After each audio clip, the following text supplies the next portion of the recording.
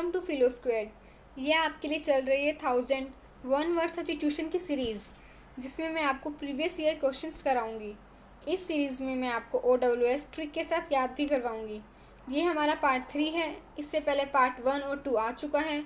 अगर आपने वो नहीं देखे तो आप चैनल पर जाके देख सकते हैं। तो बढ़ते हैं अपने पहले OWS की तरफ। First we have that which can be drunk, जिसको पिया जा सके या जो पीने के लायक हो। इसको बोलते हैं पोर्टेबल। इसको याद रखना है आपको पोर्ट से। पोर्ट मतलब होता है कोई मटका या बर्तन। पोर्ट का पानी पीने लायक होता है, तो आपको पोर्टेबल को पोर्ट से याद रखना है। Next we have loss of memory, याददाश्त भूल जाना, या फिर इसको हिंदी में बोलते हैं विस्मरण। इसको बोलते हैं हम अमनीशिया, और इसको याद रखने की ट्रिक है AMN, अमन, कि अमन अपनी याददाश्त भूल चुका है। अमन को अमनीशिया है, तो आपको अमनीशिया को अमन से याद रखना है। Next we have to be known for bad acts, जो अपनी बुरी हरकतों की वजह से जाना जाए। इसको बोलते हैं नोटोरियस, और आपको इसको याद रखना है नोटी से। नोटी मतलब शरारती, कि वह बच्चा अपनी नोटी हरकतों की वजह से पूरी गली में नोटोरियस है, मतलब बदनाम है। तो आपको नोटोरियस को नोटी से याद रखना है। नेक्स्ट बढ़ते हैं हम। विजिट अ प्लेस ऑफन, किसी जगह पर बार बार जाना। इसको हम बोलेंगे हॉन्ट, और इसको याद रखना है आपको हॉन्टेड से,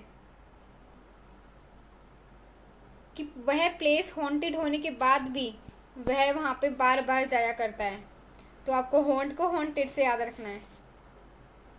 हमारे पास a noisy and bombastic speech address to a large assembly. इसको हिंदी में बोलते हैं भड़काऊ भाषण।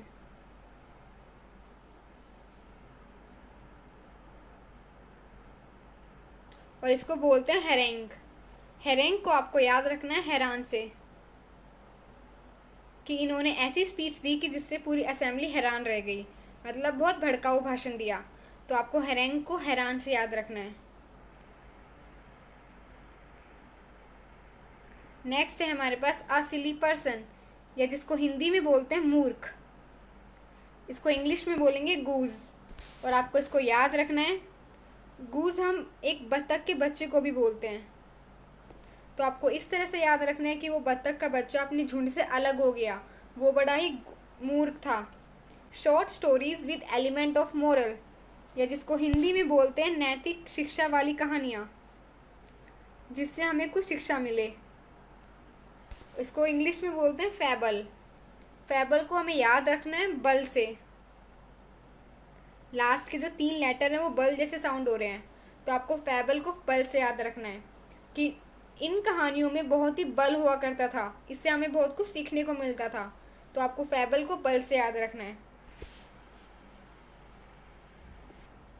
नेक्स्ट है हमारे पास the day when night and day both are equal, जब दिन और रात दोनों की अवधि बराबर होती है। इसको बोलते हैं इक्विनॉक्स, और आपको इसको याद रखना है इक्वी मतलब इक्वल से। इक्वी एक हमारा रूट वर्ड भी हो गया, जिसके भी आगे अगर इक्वी आ जाए उसका मतलब कहीं ना कहीं इक्वल से ही आना है। तो आपको इक्विनॉक्स को इक्वल से याद रखना है।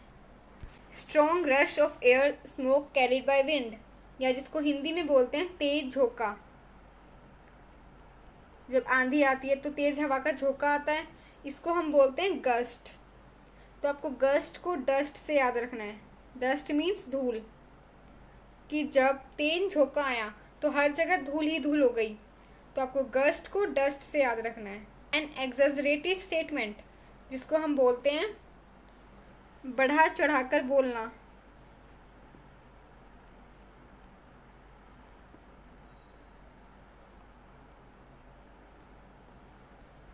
और इसको याद रखने की ट्रिक है हाइपर।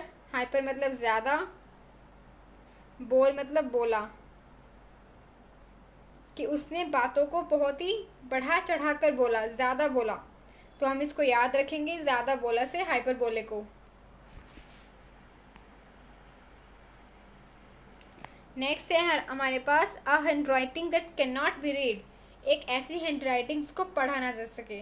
और ये क्वेश्चन एसएससी में अब तक 5 से 6 बार आ चुका है, तो इसको याद रखना है हमको। इलेजिबल, ऐसी हैंड राइटिंग जिसको पढ़ा ना जा सके। जैसे आप इमेज में देख रहे हो ये कैसी हैंड राइटिंग है, तो इसको बोलेंगे हम इलेजिबल।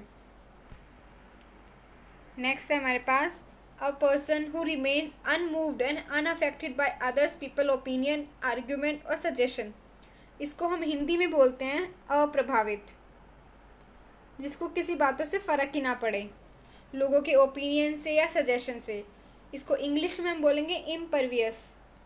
और इम्परवियस को आपको याद रखना है, परवियस परवाह जैसे साउंड हो रहा है, और इम लग गया मतलब ये नेगेटिव हो गया, जिसको परवाह नहीं होती। तो आपको इम्परवियस को परवाह से याद रखना है कि उसको परवाह नहीं है लोगों के ओपिनियन की, लोगों की सोच की। तो आपको ऐसे इसको याद रखना है। To keep a great person और इवेंट इन पीपल्स मेमोरी, इसको हिंदी में बोलते हैं पुण्य स्मरण करना, याद करना दोबारे। और इसको इंग्लिश में बोलेंगे कमेमोरेट। और इसको याद रखने की ट्रिक है मेमोरी या फिर हमारी याद। तो इसको आपको कमेमोरेट को मेमोरी से ही याद रखना है। नेक्स्ट है हमारे पास इजली ड्यूप्ड और फूल्ड, जिसको आसानी से बेवकूफ़ बनाया जा सके, या इसको हिंदी में बोलते हैं भोला भाला, जो सबकी बातों में आ जाए। आपको इसको याद रखना है। इसको इंग्लिश में बोलते हैं गलीबल। और इसको याद रखना है आपको गली से, कि मेरी गली में एक ऐसा बच्चा रहता है जो कि बहुत ही गलीबल है, मतलब बहुत ही भोला भाला है, वो सबकी बातों में आराम से आ जाता है। तो आपको गलीबल को गली से याद रखना है। नेक्स्ट है हमारे पास a person who is fluent in 2 language, इसको हिंदी में बोलते हैं द्विभाषी। द्विभाषी, इसको इंग्लिश में बोलेंगे बाइलिंगुअल। और आपको इसको लिंगुअल लैंग्वेज से याद रखना है। और यहाँ पे बाई लग गया, बी आई भी एक रूट वर्ड होता है, दो जो यूज होता है दो के लिए। तो जो पर्सन जो 2 लैंग्वेज में फ्लुएंट हो या 2 लैंग्वेज उसे अच्छे से आती हो, उसको बोलेंगे बाइलिंगुअल।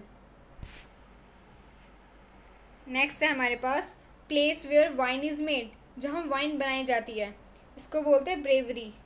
और आपको इसको याद रखना है बियर से,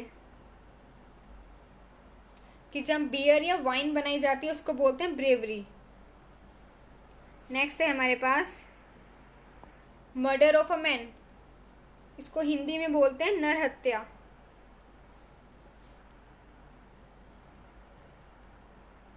या नरसंहार, इसको इंग्लिश में बोलते हैं होमिसाइड।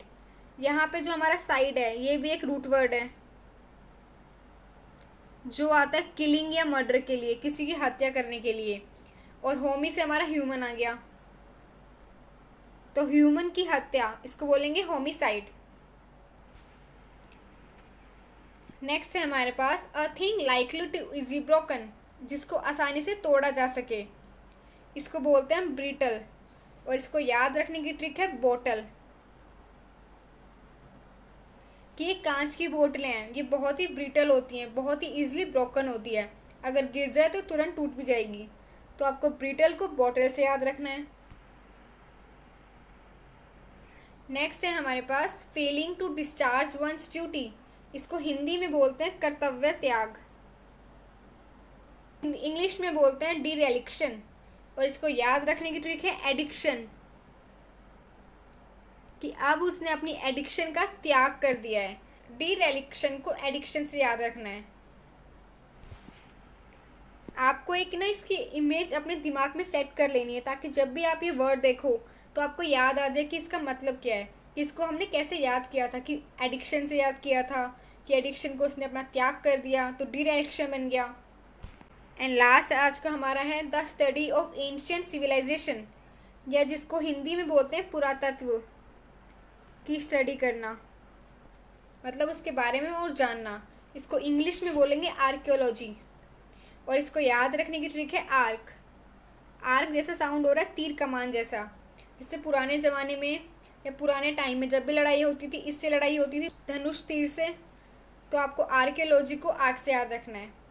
आई होप आपको सारी ट्रिक पसंद आई होंगी और साथ साथ याद भी हो गए होंगे। ऐसे ही आपको और पार्ट्स मिलते रहेंगे, और पार्ट्स के लिए हमारे साथ जुड़े रहिए।